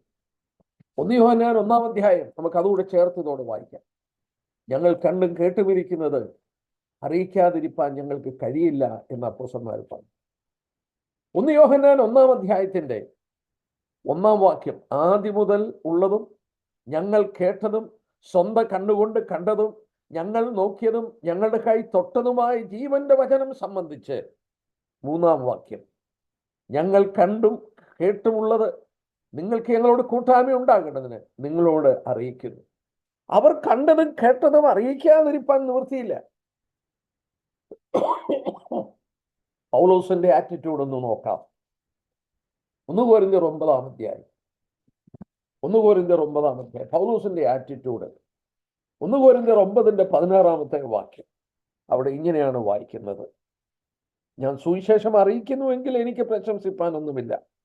നിർബന്ധം എൻ്റെ മേൽ കിടക്കുന്നു. ഞാൻ സുവിശേഷം അറിയിക്കുന്നില്ല എങ്കിൽ എനിക്ക് അയ്യോ കഷ്ടം. ഞാനത് മനഃപൂർവ്വം നടത്തുന്നുവെങ്കിൽ എനിക്ക് പ്രതിഫലമുണ്ട്. മനഃപൂർവ്വം അല്ലെങ്കിലും കാര്യമെങ്കിൽ പരിവേൽപ്പിച്ചിരിക്കുന്നു. ഞാനും നിങ്ങളും രക്ഷിക്കപ്പെട്ട ദൈവമക്കളാണ്. യാക്കോബ് 4:17 പറഞ്ഞു, നന്മ ചെയ്യുവാൻ അറിഞ്ഞിട്ടും അത് ചെയ്യാതിരുന്നാൽ പാപമാണ്. ലോകത്തിലെ ഏറ്റവും വലിയ നന്മ ഈ കർത്താവ് നൽകിയ സുവിശേഷം മറ്റൊരാളോട് പങ്കുവച്ച് ആ മനുഷ്യനെ നിത്യരക്ഷയിലേക്ക് നടത്തുമ്പോൾ, അവനെ നിത്യ നരകത്തിൽ നിന്ന് വിടുവിക്കുമ്പോൾ അതിനെക്കാട്ടിൽ വലിയൊരു പ്രവൃത്തി ഉണ്ടോ? ഇല്ല. നാം അത് ചെയ്യാതിരുന്നാൽ നാം കുറ്റക്കാരാണ്. ഈ ലേവ്യ പുസ്തകം 5-ാം അധ്യായത്തിന്റെ 1-ാം വാക്യം അനുസരിച്ച് നമ്മൾ കണ്ടും കേട്ടുമുള്ളത് സത്യസാക്ഷികളായി നിങ്ങൾ ഭൂമിയുടെ അറ്റത്തോളം പോയി എന്റെ സാക്ഷികളാകണം. ഒരു കണ്ട വ്യക്തി, കേട്ട വ്യക്തി, അനുഭവിച്ച വ്യക്തി, തൊട്ട വ്യക്തി, അവനാണ് സാക്ഷി. ആ അനുഭവം നമുക്കാണുള്ളത്. കൊർന്നല്യോസിന്റെ വീട്ടിലേക്ക് പത്രോസിനെ പ്രസംഗിക്കാൻ വിളിപ്പാൻ ഒരു ദൂതൻ ചെന്ന് പറയുകയാണ്, തോൽക്കനായ ശീമോനെ വിളിക്കാൻ പറഞ്ഞു. ഞാൻ പലപ്പോഴും ഓർത്തുപോയി, ഈ ദൂതൻ അവിടെ ചെന്ന് പറയണം, ചെന്ന് പത്രോസിനെ വിളിക്കാൻ. ഈ ദൂതൻ അങ്ങ് ദൂത് പറഞ്ഞാൽ പോരായിരുന്നു? ഇല്ല, അവരെ കൊണ്ട് സുവിശേഷം പറയാൻ ദൈവം അനുവദിക്കത്തില്ല. കണ്ടതും കേട്ടതും അറിഞ്ഞതും തൊട്ടതും അതാരാ? ദൈവമക്കളാണ്. പത്രോസ് വരണം. ആ പത്രോസ് വന്നു വേണം, ദൂതനല്ല. ദൂതന്മാർക്ക് ഒരിക്കല് എന്ന് പറഞ്ഞാൽ, ഞാൻ രക്ഷിക്കപ്പെട്ടത് 74-ലാണ്. ഞാൻ 1974 KG തോമാച്ചൻ എന്ന് ജീവിച്ചിരിപ്പുണ്ട്. അദ്ദേഹത്തെ കാണാൻ പോയ സംഭവം എനിക്ക് ഓർമ്മയുണ്ട്. കോട്ടയം കൺവെൻഷന് പോയിട്ട് അദ്ദേഹത്തിന്റെ വളരെ അടുത്തൊരു ബന്ധുവും ഞാനും കൂടെ അദ്ദേഹത്തെ കാണാൻ പോയി. എന്നെ കൊണ്ടുപോയ ആള് അന്ന് പറഞ്ഞു, KG തോമാച്ചനോട് പറഞ്ഞു, എന്നെ രാജുവിന് സുവിശേഷം അറിയിക്കാൻ വലിയ താല്പര്യമാണ് എന്ന് പറഞ്ഞു. KG തോമാച്ചൻ അന്ന് ഒരു കോട്ടിങ് എടുത്ത് പറഞ്ഞു. ആ കോട്ടിങ് മറക്കാതെ എൻ്റെ മനസ്സിൽ കിടപ്പുണ്ടായി. അദ്ദേഹം പറഞ്ഞു, സ്വർഗത്തിൽ സുവിശേഷം അറിയിക്കാൻ അനുവാദം കൊടുത്തിരുന്നെങ്കിൽ സ്വർഗം ഒരു നിമിഷം കൊണ്ട് ശൂന്യമായി പോയത്. പറഞ്ഞതിന്റെ ആശയം ഇതാണ്: ദൂതന്മാര് കുനിഞ്ഞു നോക്കിക്കൊണ്ടിരിക്കുകയാണ്. ഒരു പാപി രക്ഷിക്കപ്പെടുമ്പോൾ അവരുടെ ഇടയിൽ വലിയ സന്തോഷമാണ്. അപ്പോൾ അവരിതിനോട് വളരെ കണക്റ്റഡും തൽപരരുമാണ്. എന്നാൽ അവർക്ക് സുവിശേഷം അറിയിക്കാൻ അനുവാദം കൊടുത്തിട്ടില്ല. സുവിശേഷം അറിയിക്കാൻ സ്വർഗത്തിൽ അനുവാദം കൊടുത്തിരുന്നെങ്കിൽ KG തോമാച്ചൻ എന്നോട് പറഞ്ഞ പോലെ സ്വർഗം ഒരു നിമിഷം കൊണ്ട് ശൂന്യമായത്. ആ ദൂതന്മാരെല്ലാം പറന്നിവിടെ വന്നേനെ ഈ മഹത്വപൂർണമായി സുവിശേഷം പ്രചരിപ്പിക്കാൻ. എന്നാൽ അത് നമ്മുടെ പക്കൽ ഏൽപ്പിച്ചിരിക്കുക. ഈ സദ്വർത്തമാന ദിവസമാണ്. നമ്മളിത് പറയാതിരുന്നാൽ നമ്മൾ കുറ്റക്കാരായി മാറും. നമ്മളിത് പറയാനായിട്ട് ബാധ്യസ്ഥരാണ്. ഞാൻ 2 വാക്യം കൂടെ ഇതോട് ചേർത്തൊന്ന് വായിച്ചോട്ടെ. എസ്കേൽ പ്രവചനം 3-ാം അധ്യായം എൻ്റെ മനസ്സിൽ ഇത് പഠിച്ചപ്പോൾ കടന്നു വന്ന വാക്യങ്ങൾ ഞാൻ കുറിച്ചു വെച്ചതാണ്. 2 വാക്യം. എസെക്കിയേൽ പ്രവചനം 3-ാം അധ്യായത്തിന്റെ അതിന്റെ 3:17 തൊട്ടുള്ള വാക്യം. മനുഷ്യപുത്ര, ഞാൻ നിന്നെ ഇസ്രായേൽ ഗൃഹത്തിന് കാവൽക്കാരനാക്കിയിരിക്കുന്നു. നീ എൻ്റെ വായിൽ നിന്ന് വചനം കേട്ട് എൻ്റെ നാമത്തിൽ അവരെ പ്രബോധിപ്പിക്കണം. ഞാൻ ദുഷ്ടനോട് നീ മരിക്കുമെന്ന് കൽപ്പിക്കുമ്പോൾ നീ അവനെ ഓർപ്പിക്കുകയോ ദുഷ്ടനെ ജീവനോട് രക്ഷിക്കേണ്ടതിന് അവൻ തന്റെ ദുർമാർഗം വിടുവാൻ അവനെ ഓർപ്പിച്ചുകൊണ്ടും ഒന്നും പറയുകയോ ചെയ്യാഞ്ഞാൽ ദുഷ്ടൻ തന്റെ അകൃത്യത്തിൽ മരിക്കും, അവന്റെ രക്തമോ ഞാൻ നിന്നോട് ചോദിക്കും. ദുഷ്ടൻ തന്റെ അകൃത്യത്തിൽ മരിക്കും, എന്നാൽ അവന്റെ രക്തം നിന്നോട് ചോദിക്കും.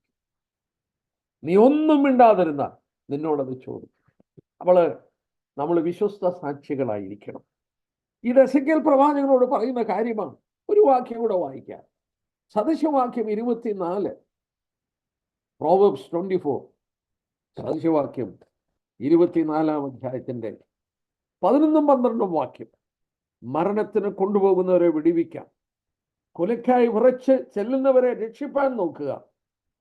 ഞങ്ങൾ അറിഞ്ഞില്ലല്ലോ എന്ന് നീ പറഞ്ഞാൽ ഹൃദയങ്ങളെ തൂക്കി നോക്കുന്നവൻ ഗ്രഹിക്കുകയില്ലയോ? നിന്റെ പ്രാണനെ കാക്കുന്നവൻ അറിയുകയില്ലയോ? അവൻ മനുഷ്യന്റെ പ്രവൃത്തിക്ക് തക്കവണ്ണം പവർ കൊടുക്കുകയില്ലയോ? മരണത്തിന് കൊണ്ടുപോകുന്നു, നിത്യനരകത്തിന് വിധിക്കപ്പെട്ടവർ, അവരെ വിടുവിക്കാൻ നമ്മൾ ശ്രമിക്കണം. അറിഞ്ഞില്ലെന്ന് പറഞ്ഞാൽ അതൊരൊഴികഴിവല്ല. ദുഷ്ടൻ തന്റെ ദുഷ്ടതയിൽ മരിക്കും, പക്ഷെ അവന്റെ രക്തം നിന്നോട് ചോദിക്കുമെന്ന് എസെക്കിയേലിനോട് പറയുക. നമുക്ക് പൗലോസ് പറഞ്ഞ പോലെ ഒരു നിർബന്ധം നമ്മുടെ മേൽക്കിറക്കി നമ്മൾ വിശുദ്ധ സാക്ഷികളായി മാറും. ലൂക്കോസിന്റെ സുവിശേഷം 8-ാം അധ്യായം അതിന്റെ 39-ാമത്തെ വാക്യം. ലൂക്കോസ് 8:39. അതിനവൻ, നീ വീട്ടിൽ മടങ്ങിച്ചെന്ന് ദൈവം നിനക്ക് ചെയ്തതൊക്കെയും അറിയിക്ക എന്ന് പറഞ്ഞു അവനെ അയച്ചു. അവൻ പോയി യേശു തനിക്ക് ചെയ്തൊക്കെയും പട്ടണത്തിൽ എല്ലായിടത്തും അറിയിച്ചു. ഇവിടെ നമ്മൾ വായിക്കുന്നത് ഒരു ഭൂതഗ്രസ്തനെ കർത്താവ് സുഖപ്പെടുത്തി. കർത്താവിനോട് ആ ഭൂതഗ്രസ്തനിലുള്ള ഭൂതങ്ങൾ പന്നിയിൽ കയറിയ പന്നി കടലിൽ പോയി ചത്ത് ആ പട്ടണത്തിലുള്ളവർക്ക് നഷ്ടം വന്നപ്പോൾ 37-ാം വാക്യത്തിൽ വായിക്കുന്നുണ്ട്, ഗദരദേശക്കാർ കർത്താവിനോട് പറഞ്ഞു, ഞങ്ങളെ വിട്ടുപോകണമെന്ന് പറഞ്ഞു. കർത്താവ് അവിടെ നിന്ന് പോകുമ്പോൾ ഈ സുഖപ്പെട്ട വ്യക്തിയും അവന്റെ കൂടെ പോകുവാൻ ആഗ്രഹിച്ചപ്പോൾ കർത്താവ് പറഞ്ഞു, ഇല്ല, നീ മടങ്ങിപ്പോയി, ഞാൻ നിനക്ക് ചെയ്തൊക്കെയും അറിയിക്കാൻ പറഞ്ഞു. യേശു അവൻ മടങ്ങിപ്പോയി അവിടെ ആളുകളോട് അറിയിച്ചു. ഇനി അതിനെ 40-ാം വാക്യം നോക്കിയേ. യേശു മടങ്ങി വന്നപ്പോൾ യേശു അവിടെ വിട്ടുപോയതാണ്. ഈ സുഖപ്പെടുത്തിയ ഭൂതഗ്രസ്തനെ സുഖപ്പെടുത്തിയ മനുഷ്യനെ അവിടെ വിട്ടു. അവനോട് പറഞ്ഞു, ഞാൻ ചെയ്തൊക്കെയും അറിയിക്കാനായിട്ട് പറഞ്ഞു. യേശു മടങ്ങി വന്നപ്പോൾ പുരുഷാരം അവനെ സന്തോഷത്തോടെ കൈക്കൊണ്ടു. അവർ എല്ലാവരും അവനായിട്ട് കാത്തിരിക്കുകയായിരുന്നു. എന്നെ സഹോദരന്മാരെ നോക്കിയേ, അവൻ പറഞ്ഞ സാക്ഷ്യം മൂലം ആ പട്ടണത്തിലുണ്ടായ വ്യത്യാസം. ഒരിക്കൽ കർത്താവിനോട് പറഞ്ഞു അവിടെ വിട്ടുപോകണമെന്ന്. ആ കർത്താവിനെ സാക്ഷിക്കാൻ ഒരു മനുഷ്യനെ അവിടെ ആക്കിയിട്ട് കർത്താവ് പോയി. അവന് പറയാനുള്ളത്, അവൻ എന്തെങ്കിലും വേദ പരിജ്ഞാനമോ അല്ലെങ്കിൽ തിയോളജിയോ വല്ലതും അറിയാമോ? ഒന്നും അറിയത്തില്ല. അവനാകെ പറയാൻ അറിയാവുന്നത്, ഞാൻ ഭൂതങ്ങൾ ബാധിച്ചവനായിരുന്നു, കല്ലറുകളിലും മറ്റും ഞാൻ ഉറങ്ങിയവനായിരുന്നു, എന്നെ ഒരുവൻ സുഖപ്പെടുത്തി, ഞാൻ ഇന്ന് സുബോധമുള്ളവനായി മാറി, എൻ്റെ രക്ഷകനാണ് അവൻ. ആ കർത്താവിനെ സാക്ഷിച്ചു. കർത്താവ് സാക്ഷി, നിങ്ങൾ ഭൂമിയുടെ അറ്റത്തോളം പോയി എൻ്റെ സാക്ഷികളാണ്. കർത്താവ് നമുക്ക് ചെയ്തത് പറയുവാൻ ആവശ്യം. നമ്മൾ പറഞ്ഞിരുന്നെങ്കിൽ നമുക്ക് പല ആത്മാക്കളെ നേടാൻ കഴിഞ്ഞത്. ഈ പട്ടണത്തിൽ നിന്ന് കർത്താവിനെ ഓടിച്ചു വിട്ടതാണ്. എന്നാൽ കർത്താവ് മടങ്ങി വന്നപ്പോൾ ആ പട്ടണം മുഴുവൻ അവനായി കാത്തിരിക്കുന്ന ഒരു സ്ഥിതിയിലേക്ക് ഒരു മനുഷ്യന്റെ സാക്ഷ്യം. കർത്താവ് നമ്മെ സഹായിക്കട്ടെ. വിശ്വസ്ത സാക്ഷികളായി ജീവിപ്പാൻ ദൈവം നമ്മളെ സഹായിക്കും. വളരെ പ്രാധാന്യത ഉള്ളതുകൊണ്ട് ഞാൻ ചില വാക്യങ്ങൾ കൂടി എടുത്തു പറഞ്ഞു. നമുക്ക് അറിയാം, നിത്യ നരകത്തിൽ നിന്ന് ഒരു നിത്യജീവനിലേക്ക് കടക്കുവാൻ കഴിയുന്ന ഏക മാർഗം ക്രിസ്തുവിൻ്റെ മാർഗം. ആ സുവിശേഷം അത് നമ്മുടെ പക്കൽ ഏൽപ്പിച്ചിരിക്കുക. നമ്മളത് പറയാതിരുന്നാൽ നിത്യനരകത്തിലേക്ക് എത്രയോ പേര് പോകുന്നു. നമ്മൾ ഏതെങ്കിലും വിധത്തിൽ അവരോട് ഇത് അറിയിപ്പാൻ, ഒരു ട്രാക്റ്റെങ്കിലും എടുത്തൊന്ന് കൊടുക്കാൻ നമുക്ക് സാധിക്കണം. ദൈവം അതിന് നമ്മളെ സഹായിക്കട്ടെ. രണ്ടാമത് പറഞ്ഞ പാപം ഇവിടെ പറഞ്ഞിരിക്കുന്നത് 2-3 വാക്യത്തിലാണ്. 2-3 വാക്യം. രണ്ടാമത്തേത്, ശുദ്ധിയില്ലാത്ത കാട്ടുമൃഗത്തിൻ്റെ പിണമോ, ശുദ്ധിയില്ലാത്ത നാട്ടുമൃഗത്തിൻ്റെ പിണമോ, ശുദ്ധിയില്ലാത്ത ഇഴജാതികളുടെ പിണമോ, ഇങ്ങനെ വല്ല അശുദ്ധ വസ്തുവും ഒരുത്തൻ തൊടുകയും അതവന് മറവായിരിക്കുകയും ചെയ്താൽ അവൻ അശുദ്ധനും കുറ്റക്കാരനുമാകുന്നു. അല്ലെങ്കിൽ യാതൊരു അശുദ്ധിയെങ്കിലും അശുദ്ധനായ ഒരു മനുഷ്യന്റെ അശുദ്ധിയെയോ ഒരുത്തനെ തൊടുകയും അതവന് മറവായിരിക്കുകയും ചെയ്താൽ അവൻ അറിയുമ്പോൾ അവൻ കുറ്റക്കാരനാകും. ഇവിടെ നമ്മൾ ശ്രദ്ധിച്ചു നോക്കിയാൽ ഇസ്രായേലിന് ദൈവം പ്രമാണങ്ങൾ കൊടുത്തു. അതിൽ 11-ാം അധ്യായം എടുക്കുമ്പോൾ ഏതാണ് ശുദ്ധിയുള്ള മൃഗം, ഏതാണ് ശുദ്ധിയില്ലാത്ത മൃഗമെന്ന് പറഞ്ഞിട്ടുണ്ട്. 11-ാം അധ്യായം അതൊരു നല്ല പഠനമാണ്. ഈ 11-ാം അധ്യായം ശുദ്ധിയുള്ള മൃഗവും ശുദ്ധിയില്ലാത്ത മൃഗവും അത് പറഞ്ഞിട്ടുണ്ട്. അപ്പൊ ശുദ്ധിയില്ലാത്ത വല്ല മൃഗത്തിൻ്റെ പിണം എന്ന് പറഞ്ഞാൽ ഡെഡ് ബോഡി. 2, മനുഷ്യന്റെ അശുദ്ധി. അതായത് 12 തൊട്ട് 15 വരെയുള്ള ലേവ്യപുസ്തകം 12 തൊട്ട് 15 വരെ ഉള്ളത് ഹ്യൂമൻ അൺക്ലീൻനെസ്, മനുഷ്യൻ അശുദ്ധനായിരിക്കുന്നത്.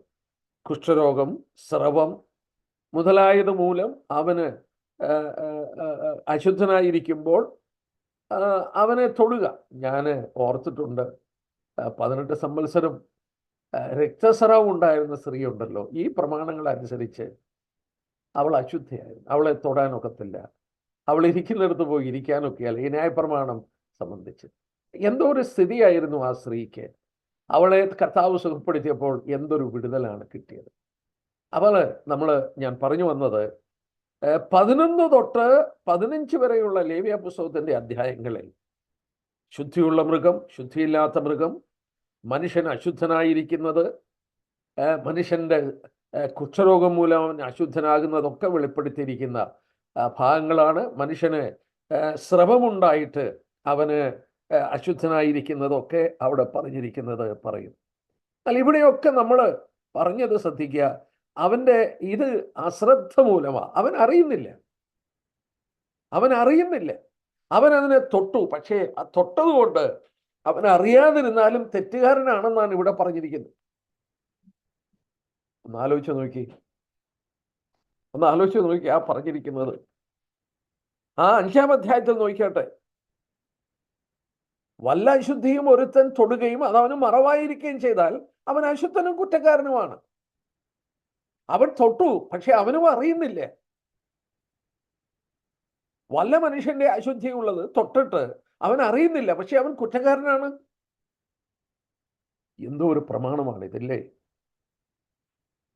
ഇതിൻ്റെ ആശയം എന്താണെന്ന് ചിന്തിച്ചാൽ, സ്പർശനം മൂലം, അതായത് സംസർഗം മൂലം അശുദ്ധി നമ്മളിൽ പടരും എന്നുള്ളത് ദൈവം പറയുക. സംസർഗം മൂലം അശുദ്ധി നമ്മളിൽ പടരും. അത് സംഭവിക്കാതിരിക്കാൻ സൂക്ഷിക്കണം. നമുക്ക് ഒരു വാക്യം ഒന്ന് വായിക്കാം. നമുക്ക് ആ ഭാഗത്തിലേക്ക് മടങ്ങി വരണം. 1 കൊരിന്ത്യർ 15-ാം അധ്യായം. 1 കൊരിന്ത്യർ 15-ാം ഏറ്റവും മനോഹരമായ ഭാഗം അതാണ്. ഇതോടുള്ള ബന്ധത്തിൽ സംസർഗം മൂലം മലിനപ്പെടുന്നതാണ് അറിയുന്നത്. 1 കൊരിന്ത്യർ 15-ാം അധ്യായത്തിന്റെ 33-ാമത്തെ വാക്യം നോക്കിയാട്ടെ. 1 കൊരിന്ത്യർ 15-ാം അധ്യായത്തിന്റെ 33. വഞ്ചിക്കപ്പെടരുത്, ദുർഭാഷണത്താൽ സദാചാരം കെട്ടുപോകുന്നു. ഇംഗ്ലീഷിൽ എങ്ങനെയാണ്? evil company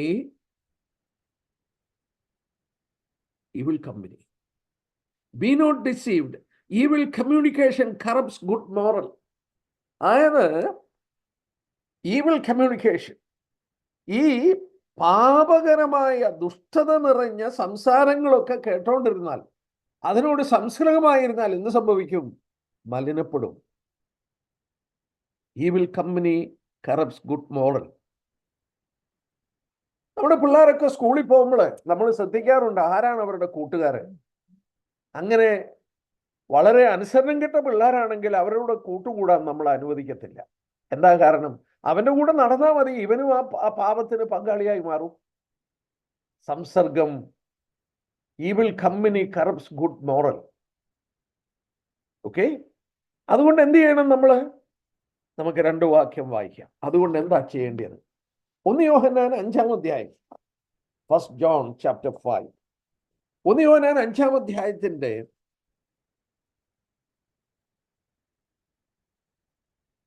1 യോഹന്നാൻ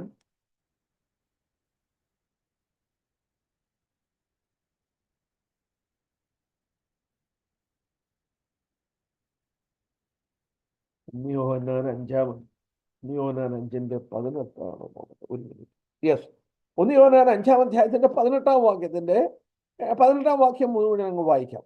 ദൈവത്തിൽ നിന്ന് ജനിച്ചിരിക്കുന്നവൻ ആരും പാപം ചെയ്യുന്നില്ല എന്ന് നാം അറിയുന്നു. ദൈവത്തിൽ നിന്ന് ജനിച്ചവൻ തന്നെത്താൻ സൂക്ഷിക്കുന്നു, ദുഷ്ടൻ അവനെ തൊടുന്നതില്ല. ആ കണ്ടോ? സംസർഗം മൂലം മലിനപ്പെടും, അറിയാതിരുന്നാലും മലിനപ്പെടും. ഇവിടെ പറയുകയാണ് ദൈവത്തിൽ നിന്ന് ജനിച്ചവൻ തന്നെത്താൻ സൂക്ഷിക്കും. ഒരു വാക്യം ഇവിടെ വായിക്കാം. യാക്കോബ്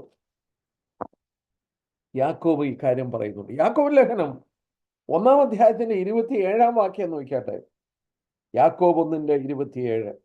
പിതാവായ ദൈവത്തിന്റെ മുമ്പാകെ ശുദ്ധവും നിർമ്മലവുമായ ഭക്തിയോ അനാഥരെയും വിധവമാരെയും അവരുടെ സങ്കടങ്ങളിൽ ചെന്ന് കാണുന്നതും ലോകത്തിലുള്ള കളങ്കം പറ്റാതെ വണ്ണം തന്നെത്താൻ കാത്തുകൊള്ളുന്നതുമാണ്.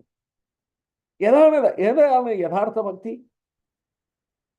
ലോകത്തിലുള്ള കളങ്കം പറ്റാതെ തന്നെത്താൻ കാത്തുകൊള്ളുന്നതാണ്. ദൈവത്തിന് ജനിച്ചവൻ തന്നെത്താൻ സൂക്ഷിക്കുന്നു, ദുഷ്ടനവനെ തൊടുന്നില്ല. എൻ്റെ പ്രിയപ്പെട്ട സഹോദരീസഹോദരന്മാരെ, ദൈവമക്കള് എത്രയോ സൂക്ഷിക്കാൻ കടംപെട്ടവർ. നമ്മൾ അറിയില്ല അത് നമ്മളെ മലിനപ്പെടുത്തുമെന്ന്. നമ്മൾ അറിയാതെ പലതും നമ്മളെ മലിനപ്പെടുത്തും. അതുകൊണ്ടാണ് ദൈവമക്കൾക്ക് കൂട്ടായ്മയുണ്ടായിരിക്കേണ്ടത് വിശുദ്ധന്മാരോടാണ്, അന്യോന്യമാണ്. അങ്ങനെയുള്ള ഒരു ബന്ധത്തിൽ, അങ്ങനെയുള്ള ഒരു സാഹചര്യത്തിൽ അവർക്ക്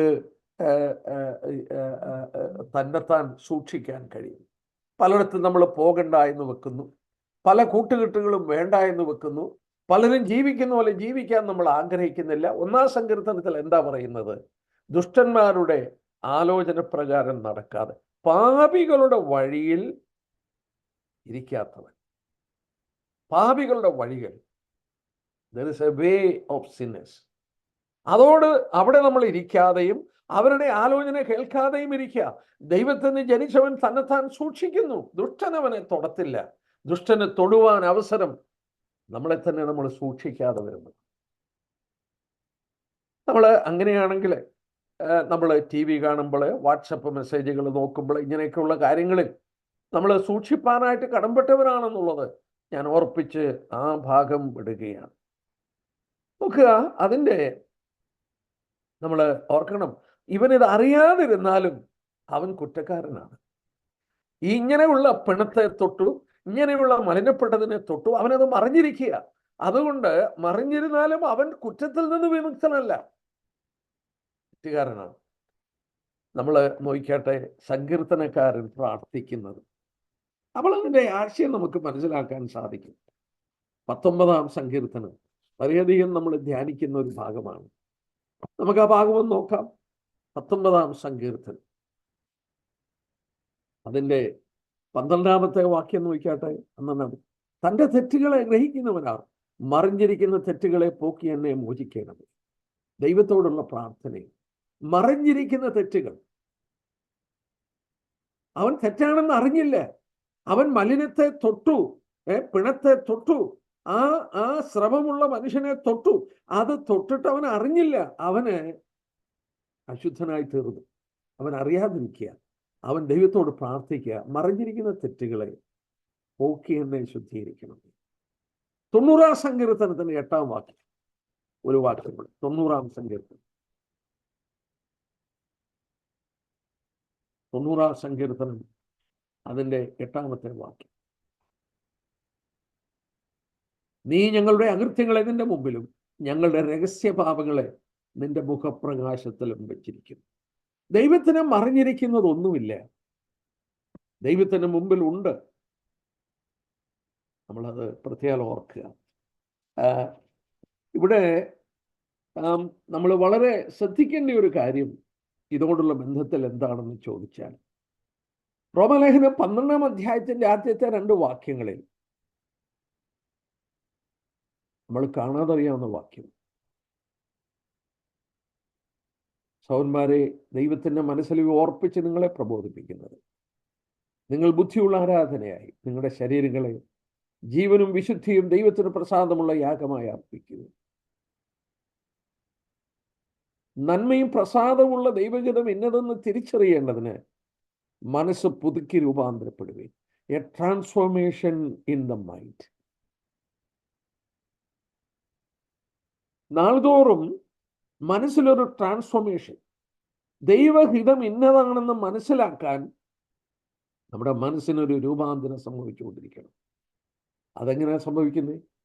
ദൈവത്തിൻ്റെ വചനം വായിക്കുമ്പോൾ, ദൈവവചനം കേൾക്കുമ്പോൾ, ദൈവജനത്തോട് കൂട്ടായ്മ ആചരിക്കുമ്പോൾ, ദൈവസഭയിൽ നമ്മൾ മുന്നോട്ട് പോകുമ്പോൾ നമ്മുടെ മനസ്സ് അറിയാതെ പുതുക്കി രൂപാന്തരപ്പെടും. എന്നാൽ അതേസമയം തന്നെ നമ്മൾ കണ്ടു, ഒരു ദുഷ്ട കമ്പനി, ഈവിൾ കമ്പനിയിലാണ് നമ്മൾ ജീവിക്കുന്നതെങ്കിൽ that evil company corrupt good morals, നമ്മളെ അശുദ്ധരാകും. പിന്നെ നമ്മുടെ കർത്താവ് നമ്മോട് പറഞ്ഞു, യോഹന്നാന്റെ സുവിശേഷം 13:14. യോഹന്നാന്റെ സുവിശേഷം 13-ാം അധ്യായത്തിൽ നമുക്കറിയാം, കർത്താവ് ശിഷ്യന്മാരുടെ കാലുകൾ കഴുകാൻ വന്നപ്പോൾ പത്രോസ് പറഞ്ഞു, നീ എന്നെ കഴുകത്തില്ല. കർത്താവ് പറഞ്ഞു, ഞാൻ നിന്നെ കഴുകാൻ നിനക്ക് എന്നോട് പങ്കില്ല. അപ്പം പറഞ്ഞു, എൻ്റെ തല തൊട്ടും താഴെ മുഴുവൻ കഴുകണം. കർത്താവ് പറഞ്ഞ വാക്ക് നമുക്കറിയാം, കുളിച്ചിരിക്കുന്നവർക്ക് കാലുകൾ കഴുകാൻ മതി. അതിൻ്റെ അർത്ഥം എന്നാ? കുളിച്ചിരിക്കും നിങ്ങളെല്ലാവരും ശുദ്ധിയുള്ളവരാണ്, രക്ഷിക്കപ്പെട്ട ദൈവജനം ശുദ്ധിയുള്ളവരാണ്. എന്നാൽ ഈ ലോകത്തിൽ നടക്കുമ്പോൾ അവരുടെ കാലിൽ ചെളി പറ്റാം, അത് കഴുകണം. എന്നിട്ട് കർത്താവ് യോഹന്നാൻ 13:14 പറഞ്ഞു, നിങ്ങൾ അന്യോന്യം കാല് കഴുകാൻ പറഞ്ഞു. ഇതൊരു ദൈവജനത്തിന്റെ കടമയാണ്, അന്യോന്യം കാല് കഴുകുക. എൻ്റെ തെറ്റുകളെ എന്നോട് പറഞ്ഞു തരണം. സഹോദരന്റെ തെറ്റുകളെ ഞാൻ കാണുമ്പോൾ അനങ്ങാതിരിക്കുകയല്ല, ഞാൻ അന്യോന്യം അത് കഴുകുവാനായിട്ട് ബാധ്യസ്ഥനാണെന്ന് പ്രത്യേക ഓർപ്പിക്കട്ടെ. എബ്രായലേഖനം 3:13 പൗലോസ് അവിടെ ഓർപ്പിക്കുന്ന കാര്യം, എബ്രായലേഖനം 3:13, നമ്മൾ അന്യോന്യം കാലുകൾ കഴുകും. ഹീബ്രൂസ് ചാപ്റ്റർ 3 അവിടെ എടുത്തു പറയുന്ന വാക്യം, പൗരന്മാര് 3:13 ഇങ്ങനെ വായിക്കുന്നു, നിങ്ങൾ ആരും പാപത്തിന്റെ ചതിയാൽ കഠിനപ്പെടാതിരിക്കേണ്ടതിന് ഇന്നെന്ന് പറയുന്നിടത്തോളം നാൾതോറും അന്യോന്യം പ്രബോധിപ്പിച്ചുകൊള്ളുവിൻ. അന്യോന്യം പ്രബോധിപ്പിക്കുക. Exhort one another. ഇന്ന്, എന്ന്, ടുഡേ. Exhort one another. അന്യോന്യം നമ്മളെ എക്സോർട്ട് ചെയ്യണം, അന്യോന്യം കാല് കഴുകണം. ഇത് രണ്ടും നോട്ട് ചെയ്യണേ. കർത്താവ് പറഞ്ഞു, നിങ്ങൾ അന്യോന്യം കാല് കഴുകണം. അങ്ങനെ ചെയ്താൽ ഭാഗ്യവാന്മാർ. 2, പൗലോസ് പറഞ്ഞു, എക്സോർട്ട് വൺ അനദർ ഡെയിലി. നാൾതോറും നിങ്ങൾ അന്യോന്യം പ്രബോധിപ്പിച്ചുകൊണ്ട് ജീവിക്കണം. നമ്മുടെ തെറ്റുകളെ പറഞ്ഞു കൊടുക്കണം. നമ്മൾ അറിയാതിരുന്ന ബ്രദറെ, അത് തെറ്റിലേക്ക് പോവുകയാണ്, ഞാൻ അത് ചെയ്യുവാനായിട്ട് ഞാൻ കടംപെട്ടവനാണ്. യെസ്, തിമോഥെയോസിനോട് പറഞ്ഞു, 1 തിമോഥെയോസ് 4:16, നിന്നെ തന്നെയും ഉപദേശത്തെയും സൂക്ഷിക്കുക. ദൈവത്തിൽ നിന്ന് ജനിച്ചവൻ തന്നെത്താൻ സൂക്ഷിക്കുന്നു, ദുഷ്ടനവനെ തൊടുന്നില്ല. നമ്മളെ സൂക്ഷിപ്പാൻ നാം കടംപെട്ടവരാണെന്നുള്ളത് പ്രത്യേകം ഓർപ്പിക്കട്ടെ. യാക്കോബ് 5:20 വാക്യത്തിൽ വായിക്കുന്നുണ്ട്, പാപിയെ നേർവഴിക്ക് നടത്തുന്നവൻ അവന്റെ പ്രാണനെ മരണത്തിൽ നിന്ന് രക്ഷിക്കുകയും പാപങ്ങളുടെ ബഹുത്വം മറയ്ക്കുകയും ചെയ്യുമെന്ന് അവൻ അറിഞ്ഞുകൊള്ളട്ടെ. യാക്കോബ് 5:20. നേർവഴിയിൽ കൊണ്ടുവരിക, കാല് കഴുകുക, അന്യോന്യം പ്രബോധിപ്പിക്കുക. ഇത് ചെയ്യുവാൻ നമ്മൾ കടമപ്പെട്ടു. കർത്താവ് നമ്മെ സഹായിക്കണം. ഇത് ചെയ്യുമ്പോൾ നമ്മെ തന്നെ സൂക്ഷിപ്പാൻ നമ്മൾ കടമപ്പെട്ടു. ലോകത്തിന്റെ കളങ്കം പറ്റാതെ നമ്മളെ തന്നെ സൂക്ഷിക്കണം. നമ്മൾ കണ്ടു ദൈവത്തെ ജനിച്ചവൻ തന്നെത്താൻ സൂക്ഷിക്കുന്നു. നമ്മൾ കാണുകയായിരുന്നു, അറിയാതെ തൊട്ടുപോയി, ആ മാലിന്യത തൊട്ടു, അത് മലിനപ്പെടുകയാണ്. അത് തൊടുന്ന മനുഷ്യൻ സംസർഗത്താൽ മലിനപ്പെട്ടു പോകുന്നത് വളരെ പ്രാധാന്യത ഈ നാളുകളിൽ ശ്രദ്ധിക്കേണ്ടത് ആവശ്യമുണ്ട്. വളരെ സൂക്ഷ്മതയോടെ ജീവിപ്പാൻ ദൈവം നമ്മളെ സഹായിക്കട്ടെ. നമ്മൾ 2 ശ്രദ്ധിച്ചു. ഇനിയുള്ളത് ദൈവം വെച്ചാൽ അടുത്ത ക്ലാസ്സിൽ ശ്രദ്ധിക്കാം. അവൻ്റെ വലിയ നാമം മഹത്വപ്പെടും.